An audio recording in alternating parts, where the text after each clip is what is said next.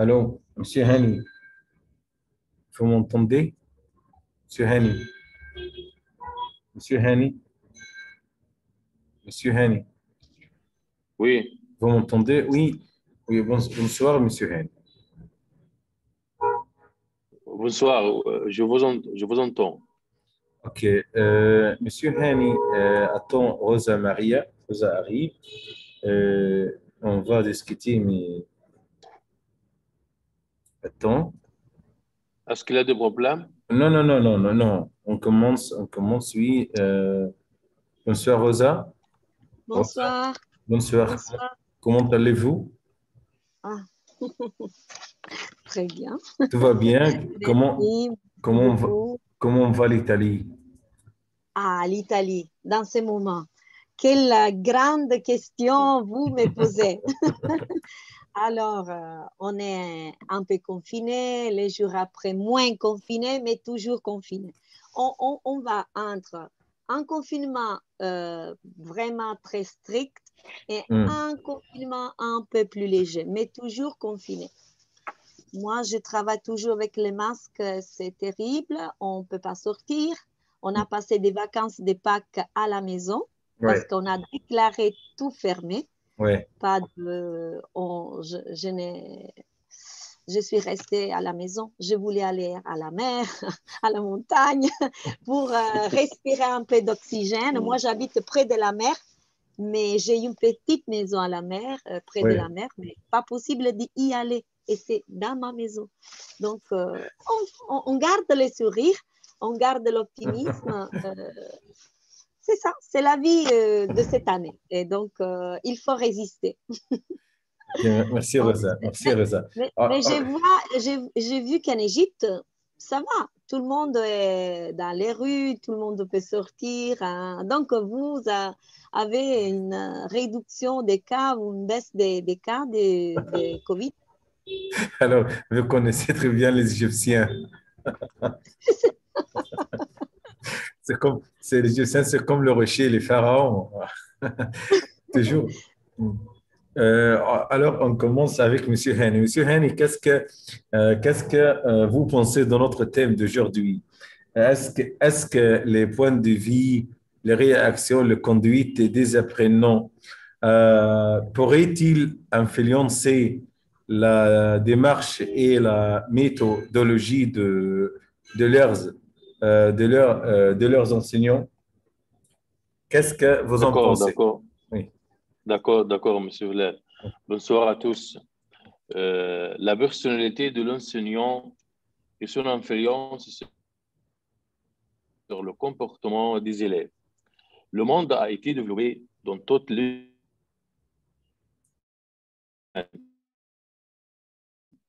grâce aux notions de se consacrer au service de l'homme et au respect de son humanité. Avec les méthodes excellentes utilisées chez les jeunes et l'éducation correcte, on peut former des enseignants qui peuvent être des personnes réussies et qui profitent à leur tort la société et le peuple. Il faut affirmer que l'environnement de l'école est plus large que celle de la maison. Cet environnement a une grande influence sur les apprenants. L'école à ces différents niveaux s'emploie à développer la personnalité des élèves afin de leur rendre capables d'être de membres à la société. L'école aussi a un rôle à déterminer les tendances scientifiques et professionnelles des élèves. L'école leur apporte de différentes couleurs d'activités sociales dans la vie et dans tous les domaines. Dans cet environnement éducatif, c'est le professeur qui est l'un des principaux facteurs qui affecte et influence sur le comportement et la personnalité des apprenants. L'enseignant, l'enseignant est l'élément le plus important de l'école et sa personnalité a une grande influence sur le comportement des élèves. On ne peut pas faire aucun développement éducatif sans lui. Le prof à l'école celui qui est en contact direct avec les élèves en raison de sa présence pendant le jour scolaire. Les valeurs et le comportement des élèves sont personnellement affectés par les caractéristiques personnelles des professeurs et leur manière de traiter à l'intérieur et à l'extérieur de la classe.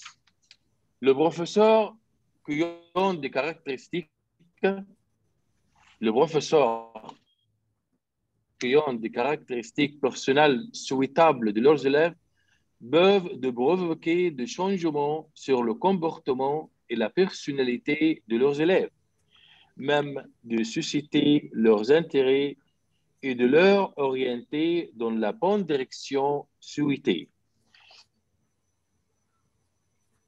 Les relations positives existantes offrent l'opportunité d'apprendre à s'y diriger et à s'y guider à l'instar de leur professeur. Le professeur, par ses qualités,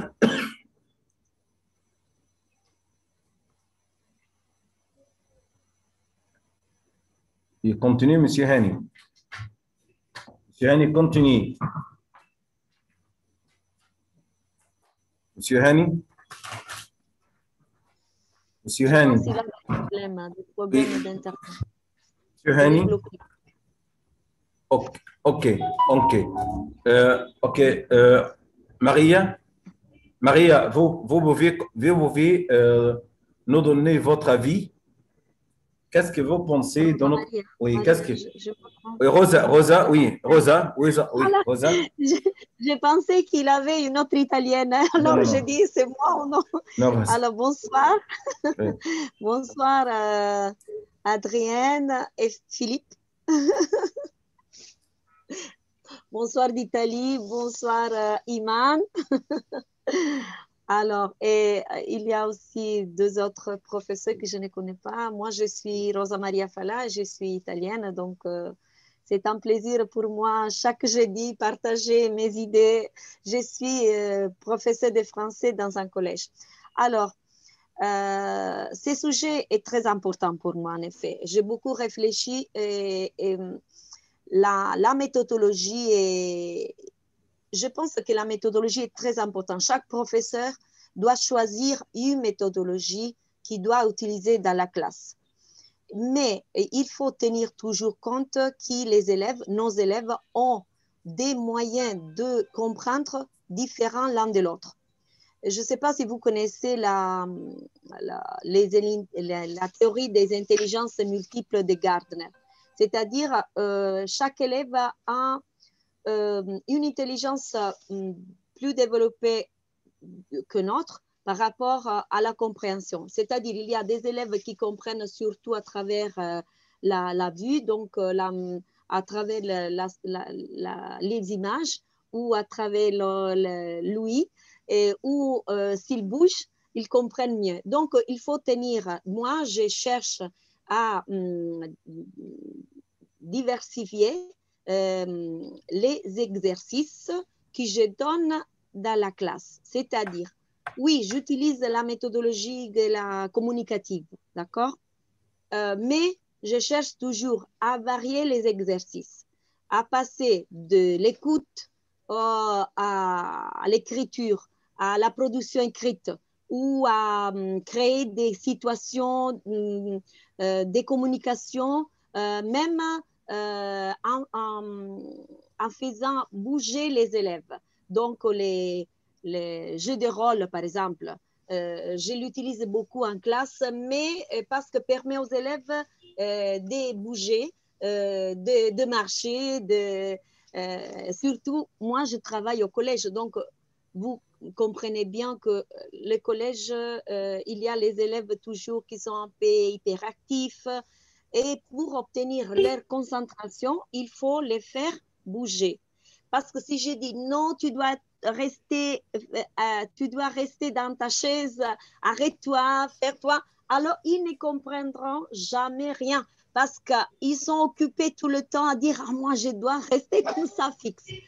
Alors c'est un travail vraiment dur, mais que je cherche à conduire toujours à travers en présentant aux élèves plusieurs typologies d'exercices. C'est ça que je fais en classe. Donc, oui, je change beaucoup, pas des méthodologies, mais les exercices pour les élèves, parce que je dois tenir compte de leurs intelligences et qu'on doit développer en tout cas. Même la grammaire, je ne donne jamais la grammaire toute faite. Les grilles après, je présente toujours une situation, un petit texte, une vidéo. Je m'aide beaucoup avec les images. Je crée des situations presque réelles. Ainsi, les élèves peuvent déduire la règle. Je cherche à leur faire découvrir à eux-mêmes la règle de grammaire. À la fin, je donne, oui, la grille, les exercices, comme tout le monde connaît. Voilà, j'espère que j'ai c'est-à-dire toujours, vous aimez... Ce que j'ai fait en classe, hein, c'est la vérité. C'est-à-dire... Ensuite, je voudrais vous partager aussi les travail. Que moi-même j'ai créé avec les élèves. Merci beaucoup pour votre... Excusez-moi, monsieur Lal, je perdu par le réseau d'Internet. Ok, une minute et je vais vous donner la parole une autre fois, monsieur Hen. Alors, Rosa, je crois que vous adorez expliquer les linguistiques ou bien la grammaire à travers le contexte ou bien à travers le moyen ludique, c'est-à-dire les activités ludiques.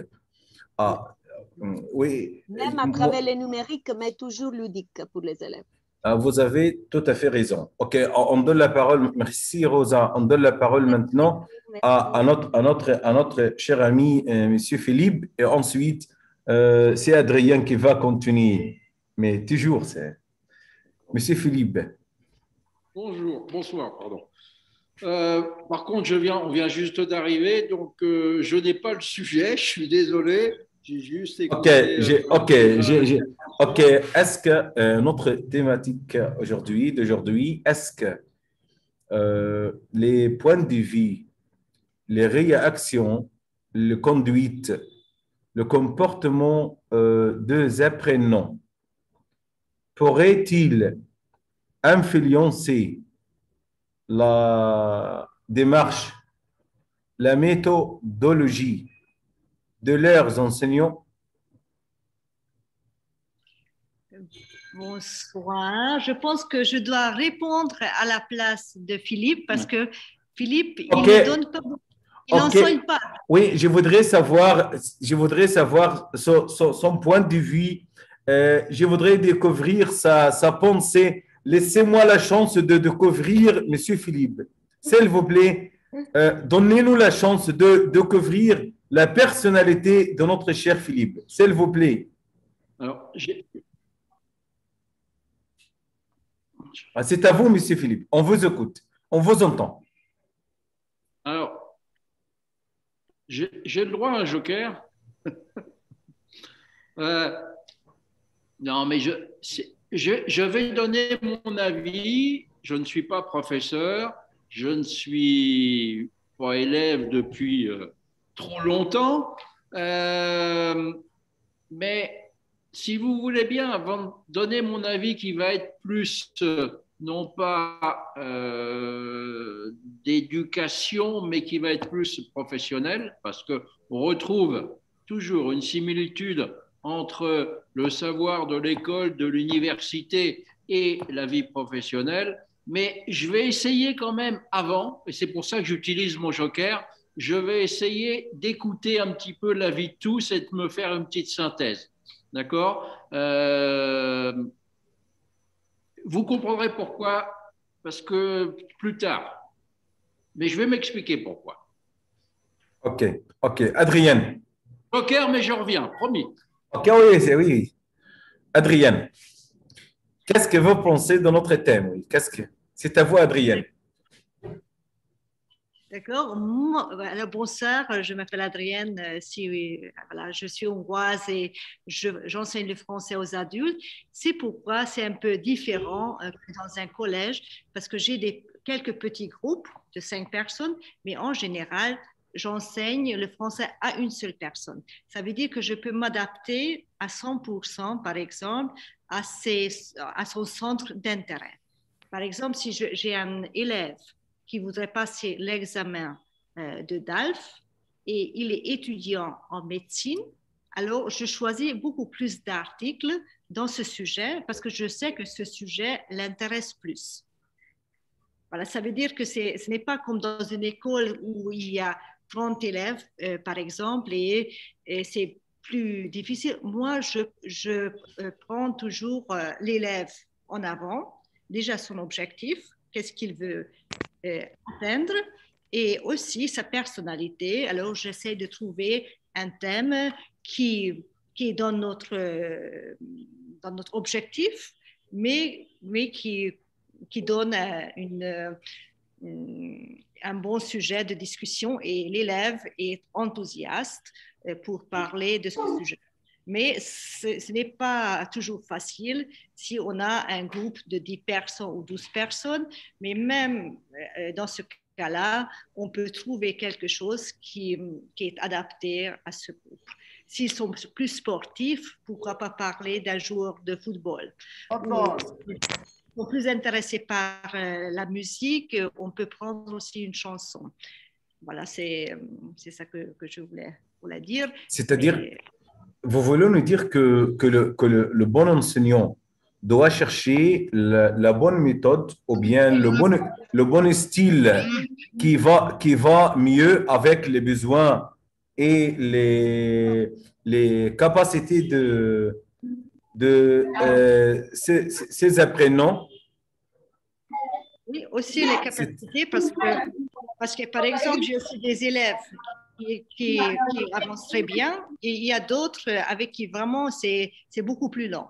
Si c'est beaucoup plus lent, j'essaye de trouver peut-être la même chose, mais d'une autre méthode, et comme ça peut-être on fait la même chose 2 fois, hein, parce qu'il a besoin de le faire 2 fois, mais on a changé un petit peu les exercices et ça ne me choque pas, ça ne m'énerve pas si quelqu'un est plus lent. Alors si quelqu'un est plus lent, je peux aussi ralentir et faire un peu autrement.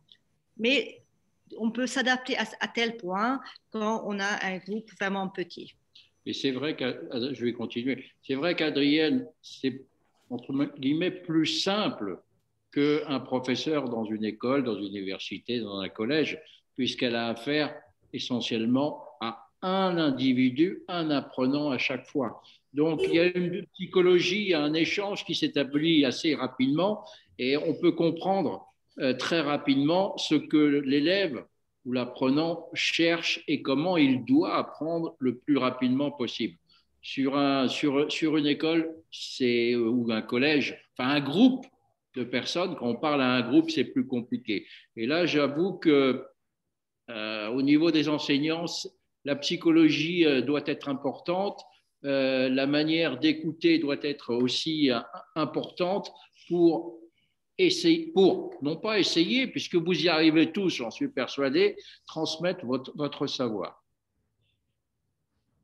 Alors, oui, je vous écoute. Je vous entends. Alors, ouais, je vais faire 2 parallèles. Bon, j'ai utilisé mon joker, donc on va continuer. Je vais faire 2 parallèles. Un parallèle à la vie professionnelle et puis un parallèle à la manière de parler. Et là, on va arriver à un monde un peu plus politique. Au niveau professionnel, c'est la même chose. Quand vous avez une équipe autour d'une table je prends l'exemple de commerciaux, la difficulté au départ, c'est de les comprendre. Et là, on retrouve une similitude, même si c'est des adultes, de les comprendre pour faire passer le message. Et en fait, on s'aperçoit après coup que c'est très compliqué. Alors, le message passe, mais après, c'est comme le savoir à vos élèves. Est-ce qu'ils vont l'appliquer? Est-ce qu'ils vont utiliser les méthodes? Est-ce qu'ils vont adhérer? C'est une bonne question. Donc là, on a la même problématique entre l'école, le collège, enfin la vie d'adolescent que vous avez et la vie professionnelle derrière. Alors je vais un peu plus loin, on va parler un peu plus du monde politique. C'est différent, complètement différent. En fait, un homme politique ou une femme politique, je suis désolé de dire ça aujourd'hui, ce n'est uniquement que de la communication. On cherche. En fait, qu'est-ce qu'ils font aujourd'hui? Bon, ils ont des idées, je n'en doute pas. Mais en fait, ils ont une équipe derrière eux qui leur dit, voilà, la cible, c'est ça. D'accord? Et vous devez parler comme ça pour passer le message. Et là, ce n'est que de la communication. Il n'y a plus de savoir à faire passer comme vous, comme dans la vie professionnelle, mais juste une image. Et en fait, l'homme, la femme politique, elle utilise, elle cherche l'image qui va passer le mieux. Et ça, c'est complètement différent. Et on s'aperçoit qu'aujourd'hui, notamment en Europe, je connais mieux l'Europe que les autres pays, j'en suis désolé, les gens élus, c'est uniquement des communicants. Et vous regarderez bien partout en Europe. Voilà, donc voilà un petit bémol que je fais. Mais bravo au professeur, parce que la vie de tous les jours n'est pas facile. Merci, merci, Monsieur Philippe. Merci, Adrienne. Alors j'aimerais dire à travers vos points de vue, je crois que le bon enseignant devrait diversifier, devrait changer la plupart des moyens, la plupart des méthodes, parce qu'il doit, le professeur ou bien l'enseignant, devrait répondre à tous les besoins de ses apprenants. Alors, je crois que chaque apprenant a besoin d'une méthode spéciale, d'une méthode propre à ses besoins, d'une méthode convenable ou bien adaptée qui marche très bien avec ses besoins.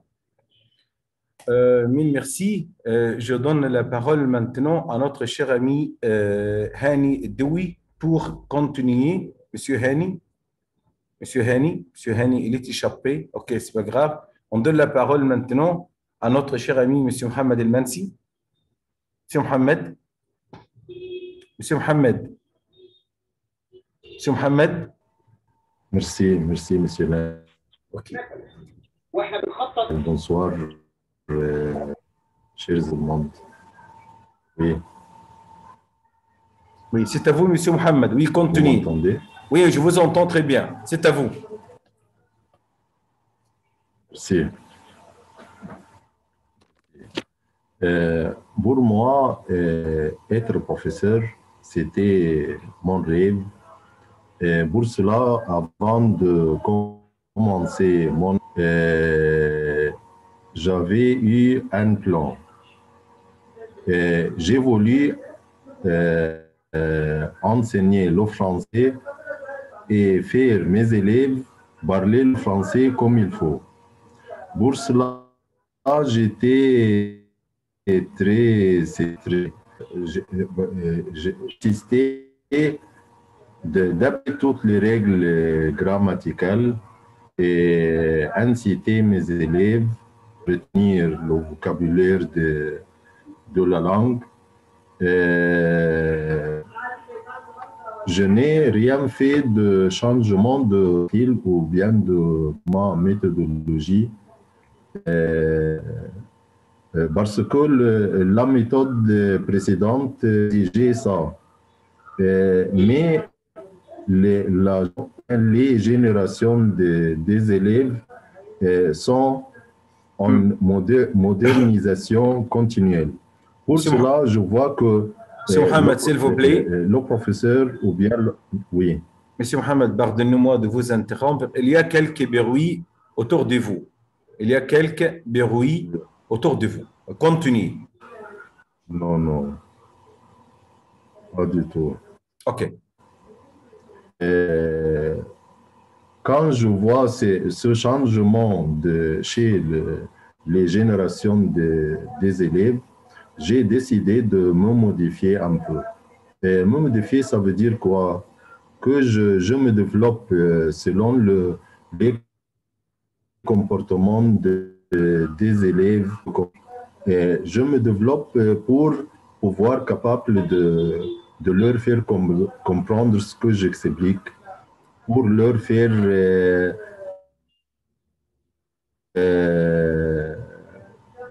d'apprendre la langue et aimer la langue.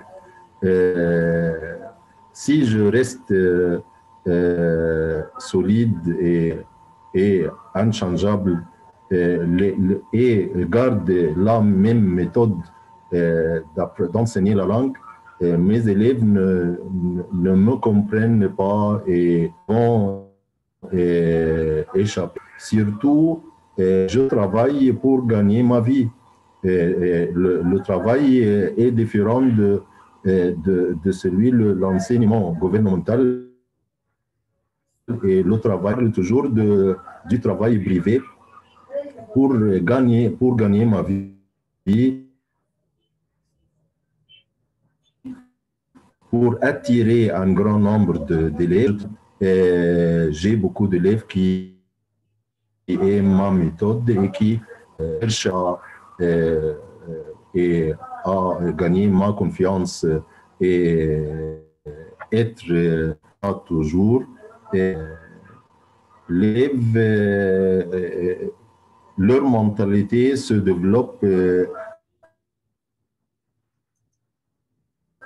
comme la technologie moderne peut être conformée avec eux.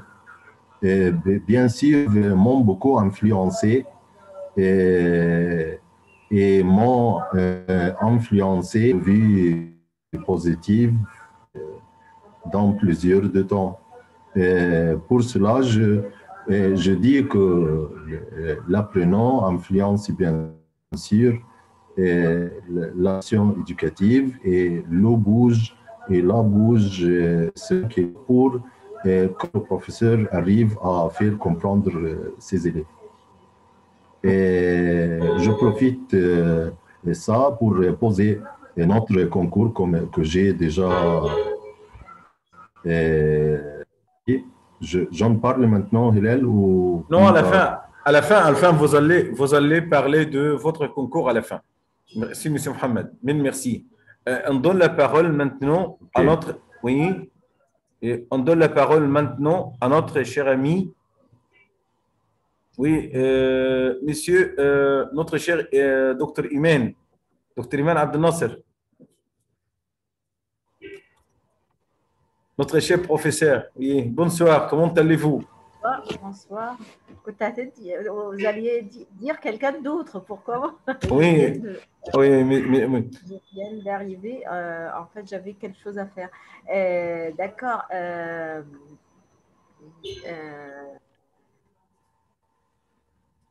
On vous entend. Activez le micro, s'il vous plaît. Activez le micro, s'il vous plaît. Pardon. Excusez-moi. Donc, vous alliez dire quelqu'un d'autre quand tu m'as vu. Oui, c'est monsieur. Oui. Je viens de donner la parole à monsieur Mohamed Rachad, mais monsieur Mohamed Rachad, il n'est pas là maintenant. Ok, alors, j'ai changé alors. Oui. D'accord. Donc, je me rappelle un peu du sujet. C'est si les étudiants. C'est les points de vie, les points de vie, les actions, les réactions, aussi le comportement ou bien les conduites des apprenants pourrait-il influencer la démarche ou bien la méthodologie de leurs enseignants? Moi, je trouve que oui, bien sûr. Tout ce qui vient des étudiants, c'est très important. Parce que, en fait, j'enseigne pour eux, c'est-à-dire c'est à eux que je donne le message. S'ils ne comprennent pas le message, s'il y a quelque chose qui ne va pas, s'ils ne comprennent pas, s'ils ont des commentaires, mais bien sûr que je dois prendre cela en compte. Bien sûr. Et ça influence, bien sûr. C'est-à-dire, si j'ai une certaine méthodologie d'enseignement et ça ne va pas, le message ne passe pas, je dois revoir, bien sûr, la méthode, je dois revoir tout ce que je fais.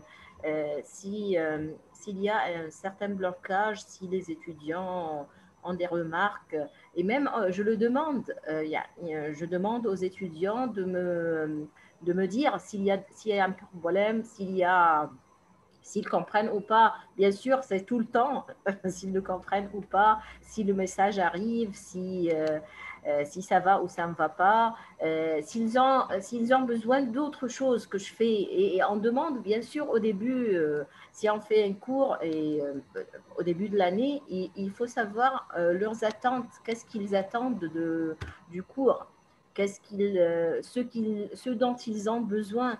Ça, c'est très important, la communication tout le temps, et voir leurs réactions, ce qu'ils aiment et ce qu'ils n'aiment pas, ce qu'ils veulent et ce qu'ils ne veulent pas, c'est-à-dire pas ce qu'ils ne veulent pas, mais ce qui les intéresse. Tout ça, c'est important. Eux, ce sont le public, et le public a raison, on doit faire tout pour le public. Voilà. Je ne sais pas si ça va. Si vous voulez me poser une autre question, je suis prête.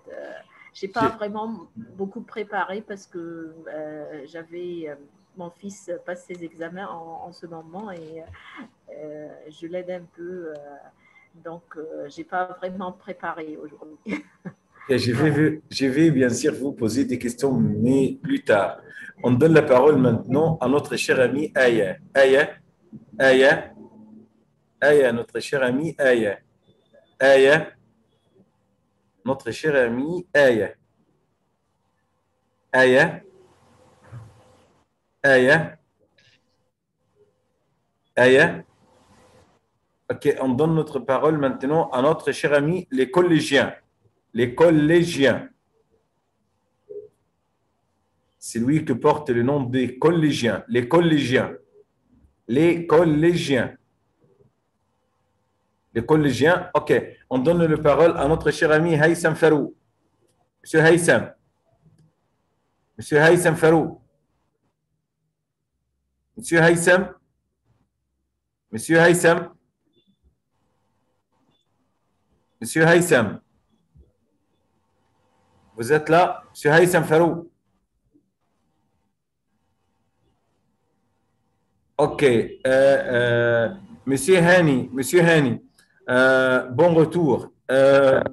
Chaque fois, vous êtes là Oui. et soudainement, vous n'êtes pas là. Je ne sais pas, est-ce que vous avez, est-ce que vous avez beaucoup de diables? Je ne sais pas exactement qu'est-ce qui se passe. Mais en tout cas, je te vois et en même temps, je ne te vois pas. Je ne sais pas pourquoi. Mais c'est à vous de compter, mais faites attention que nous avons encore 1 minute et on s'arrête, on va continuer avec le même lien. OK? C'est à vous, Monsieur Hani. Mais s'il vous plaît, n'échappez vous pas, s'il vous plaît. Monsieur Hani, il s'est échappé. Comme d'habitude, il s'est échappé. Comme d'habitude. C'est la quatrième. Peut-être qu'il a un problème. Oui, il a une mauvaise connexion. Oui, OK. On donne la parole à notre cher ami Luminita. Luminita, bonsoir. Comment allez-vous? Luminita, activez le micro. Activez le micro. Ça y est, c'est bon, c'est bon. Vous avez 1 minute. Présentez-vous. On s'arrête et vous allez continuer à parler. OK. Avec plaisir. Oui. Mais oui, je suis à Nice et j'ai des étudiants, je n'en ai pas en ce moment, mais j'ai des étudiants américains d'habitude, des étudiants de 19, 20, 21 ans qui viennent des Excusez-moi, les minutes, je dois annoncer à tous les nouvelles personnes qu'on s'arrête et on va continuer avec le même lien. Vous allez suivre ou bien vous allez cliquer sur le même lien. C'est à vous, les minutes. Voilà, mais je n'aurai pas le temps de dire plus que ça. Donc, ils sont jeunes.